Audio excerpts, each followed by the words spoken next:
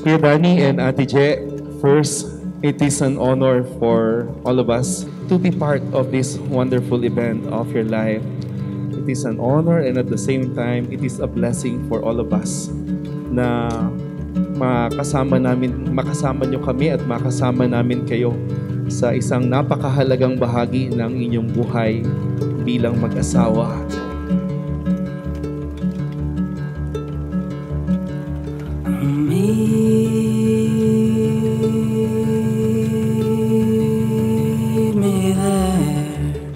Bundles of flowers away through the hours. Danny and Ate Je, first 25 years of your wedding anniversary, it is not about you.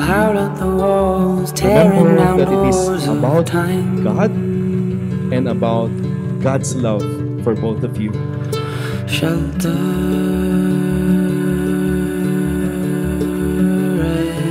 as we go.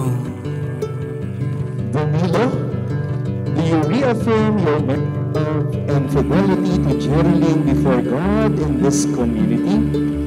Yes, I do. And Jerilyn, do you reaffirm your married love and fidelity to Danilo before God and this community? Yes, I do.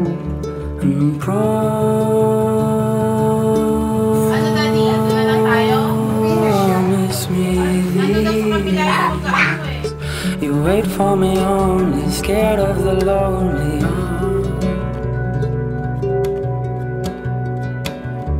Sabi nga sa Tagalog translation ng wedding, pagtataling puso, pag-iisang dibdib. It happened 25 years ago. Kanya akala ko kanina, nagkahiwalay kayo kasi naunang pumasok si Kuya Danny at nauna si Ate Je. Sabi ko, supposedly dapat magkasama na yan ah.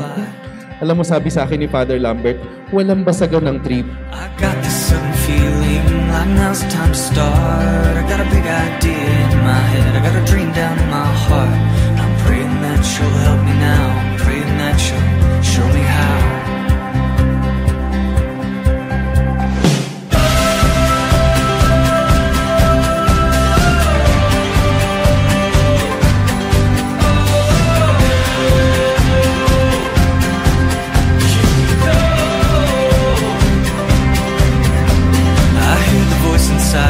Saying be all you can be. You gotta keep the truth in your heart. Believe when you can't see. You don't see the sign. Kuya Danny and Ate Je, palakpakan natin ang bagong kasal. Yehey! 25 years ago, Kuya Danny and Ate Je, you decided to embrace the married life without any idea what lies ahead. But you still take the risk. Hindi kayo nakakasiguro ano kaya nag-aantay sa inyo. Pero nakipagsapalaran kayo.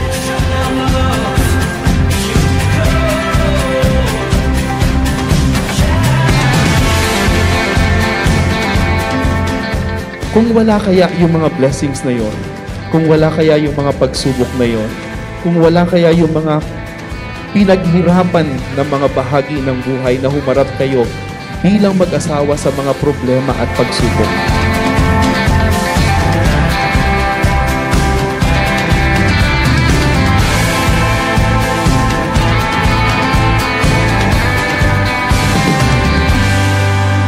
So I'll take each day I'm given and make the most of it. Jerilyn, And even Lord, when it this gets ring, hard, I promise not to quit. as a sign of my continuing love and loyalty, In the name of the Father, and of the Son, and of the Holy Spirit. Ibig sabihin, yung mga bagay na yon ang dahilan kung bakit kayo patuloy na magkasama, nagmamahalan at nagiging inspirasyon hindi lang sa inyong pamilya, kundi sa inyong mga kaibigan, sama na kami, at sa mga taong inyong naging bahagi ng inyong paglalakbay bilang mag-asawa.